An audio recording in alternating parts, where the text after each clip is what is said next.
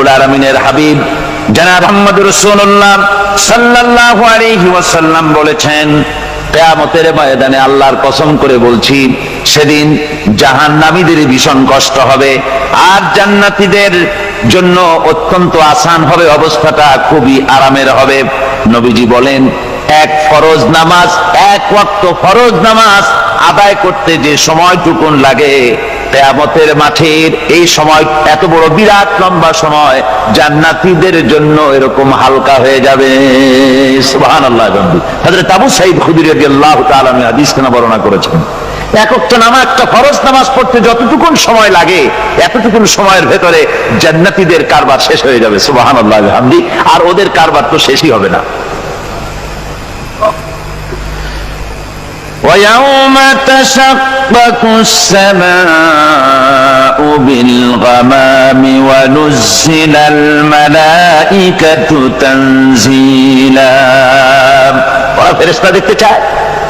সেদিন আসমান সমূহ বিদীর্ণ হয়ে মেঘ পুঞ্জ বেরিয়ে আসবে, আত্মপ্রকাশ করবে। তার ভেতর থেকে ফেরেশতারা ক্রমাগত নাজিল হতে থাকবে। আর অবস্থাটাই হবে, আল মুলকু ইয়াউমাইযিনিল হাক্কু লির-রাহমান ওয়া কানা ইয়াওমান আলাল কাফিরিনা আসীরা। আর সেদিনে বাদশাহী হবে কেবলমাত্র রহমানের। ওয়া কানা ইয়াওমান আলাল কাফিরিনা আসীরা। আর সেই কিয়ামতের দিন, সেই সময়টা হবে কাফেরদের জন্য বড়ই কঠিন। এখানে কিয়ামতের কিছু কথা বলা হচ্ছে, কিছু আভাস দেওয়া হচ্ছে যে আসমান সমূহ বিদীর্ণ হয়ে মেঘ পিণ্ড বেরিয়ে আসবে এবং তার থেকে ক্রমাগত ফেরেশতারা নাজিল হতে থাকবে। আল্লাহর হাবিব বলেছেন, কেউ যদি কিয়ামতের দৃশ্য দেখতে চায় সেজন্য সূরা ইযা শামসু কুবিরাত ওয়া ইযা সামাউ ফাতারাত ইযা সামাউ শাক্কাত, এই সূরাগুলি যেন পড়ে, তাহলে কিয়ামতের দৃশ্য তার চোখের সামনে প্রতিভাত হবে। কিয়ামতের দৃশ্যটা আসলে কেমন হবে সেই সূরাগুলি তেলাওয়াত করলে সে বুঝতে পারবে।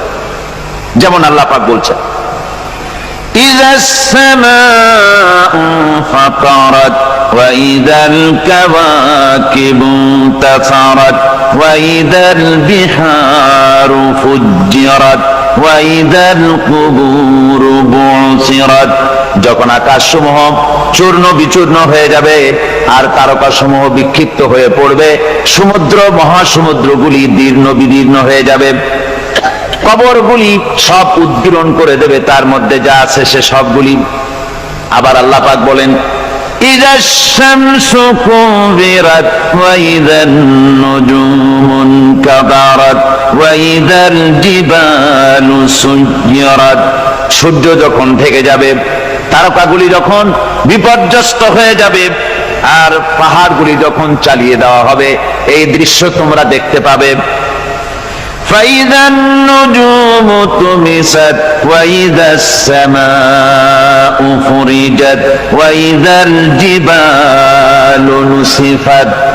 সেদিন অবস্থা এমন হবে, সমস্ত তারকাগুলি স্তিমিত হয়ে যাবে আর আকাশসমূহ দীর্ণ বিদীর্ণ হয়ে যাবে। আর দেখতে পাবে পাহাড়গুলি, সমস্ত পাহাড়গুলিকে উড়িয়ে দেওয়া হবে। আবার অবস্থা আরো কি হবে, فإذا برق البصر وخسف القمر وجمع الشمس والقمر। যখন চক্ষু বিস্ফারিত হয়ে যাবে মানুষের, চাঁদ আর সূর্য নিষ্প্রভ হয়ে যাবে, সব একাকার হয়ে যাবে, চন্দ্র এবং সূর্য তার অস্তিত্বকে হারিয়ে ফেলবে।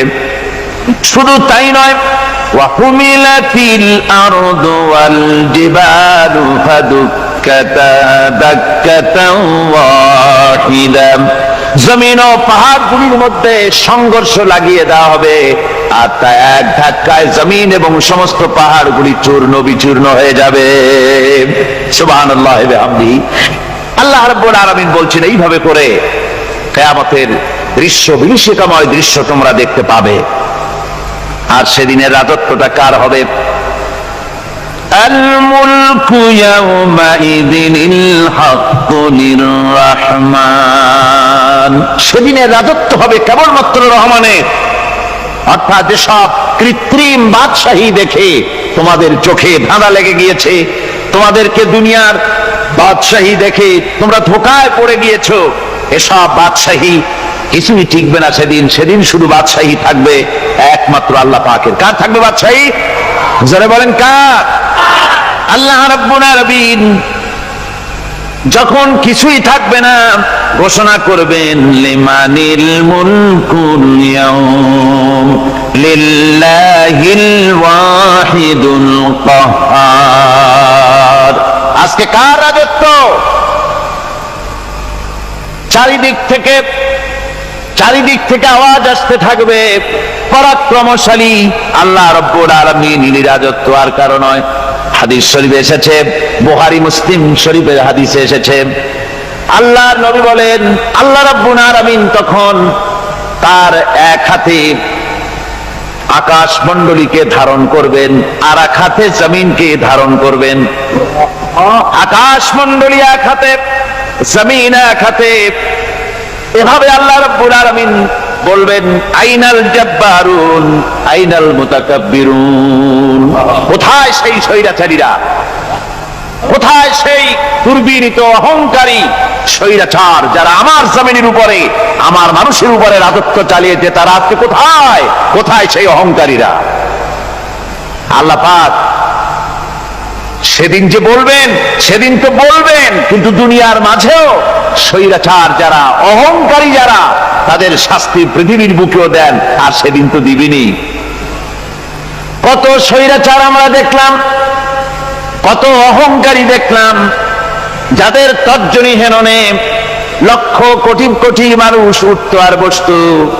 তাদের জিল্লাতির সঙ্গে আল্লাহ রাব্বুল আলামিন কতজনকে বিদায় করে দিলেন।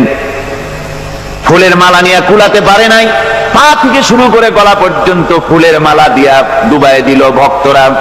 আবার আল্লাহ রাব্বুল আলামিন এমন শাস্তি দিলেন, ফুলের মালার পরিবর্তে জুতার মালা নিয়ে জেলের মধ্যে ঢুকাইয়া দিলেন।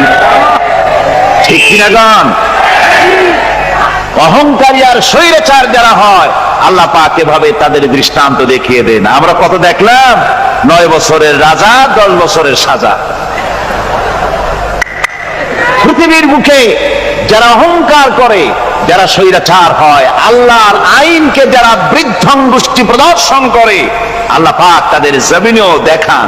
এখানে চূড়ান্ত ফয়সালা আল্লাহ করেন না, আসল ফয়সালার জায়গা তো আছেই, তবে এখানে নমুনা দেখায় দেন। কিন্তু মুশকিল হচ্ছে, ইতিহাসের সবচাইতে বড় শিক্ষা হলো ইতিহাস থেকে মানুষেরা শিক্ষা গ্রহণ করে না। একজনে যে কাম করে বিপদে পড়ে, আর একজন এসে আবার সেই পথেই অগ্রসর হয়, নিশ্চিত মৃত্যুর পথে। আমার বন্ধুগণ, আল্লাহ পাক বলছেন সেই দিন আমার রাজত্ব হবে, আর কারো রাজত্ব হবে না। ওয়াকানা ইয়াওমান আলাল কাফিরিনা আসীরা। আর ওই দিনটা, ওই কিয়ামতের দিন হবে কাফেরদের জন্য সবচাইতে কঠিন। সবচাইতে কঠিন হবে কাদের জন্য? কাফেরদের জন্য। কাফের কারা? কাফের হচ্ছে তারা যারা নাকি আল্লাহর আইনকে অস্বীকার করেছে, আল্লাহকে অস্বীকার করেছে, আল্লাহর আইনকে অস্বীকার করেছে। ওরা কি? কাফের। কুফর শব্দের অর্থ হচ্ছে গোপন করা। এই জন্য অন্ধকার রাতকে আরবিতে কাফের বলা হয়েছে, অর্থাৎ যা সব জিনিসকে অন্ধকার দিয়ে ঢেকে দেয়। তো কুফর হচ্ছে সেই জিনিস যা মহাসত্যকে ঢেকে দেয়, সত্যকে, মহাসত্যকে ঢেকে দেয় যে জিনিস, সেটাকে কুফর বলা হয়। আর এই কাফের অন্ধকারে ঘুরে মরে, সে কোন আলোর খোঁজ পায় না। আল্লাহ রাব্বুল আলামিন বলেন, কাফেরদের কথা এখন শোনাচ্ছেন আল্লাহ পাক, والذين كفروا أولياؤهم الطاغوت يخرجونهم من النور إلى الظلمات। যারা কাফের, যারা কুফরি অবলম্বন করেছে, তাদের সাহায্যকারী আর পৃষ্ঠপোষক হচ্ছে তাগুত। তাগুত বলা হয় সেই শক্তিকে যে শক্তি শুধু নিজেই আল্লাহর আইন অমান্য করে বসে থাকে না, বরং অন্যদেরকেও আল্লাহর আইন অমান্য করতে বাধ্য করে। ওদেরকে আরবিতে কি বলা হয়? তাগুত বলা হয়। আর এই তাগুতি শক্তি, এই তাগুত হয় তার সাহায্যকারী, যা তাকে আলো থেকে টেনে অন্ধকারের ভেতরে নিয়ে যায়। আর কাফের হচ্ছে আল্লাহ পাকের ভাষায় অর্থাৎ কোরআনের ভাষায় কাফের হচ্ছে সবচাইতে নিকৃষ্ট প্রাণী, সবচাইতে নিকৃষ্ট জীব, মহাসত্যকে যারা অস্বীকার করেছে, যারা আল্লাহকে মানে না, যারা আল্লাহর কোরআনকে মানে না, যারা ইসলামকে স্বীকার করে না, তারা সবচাইতে নিকৃষ্ট প্রাণী।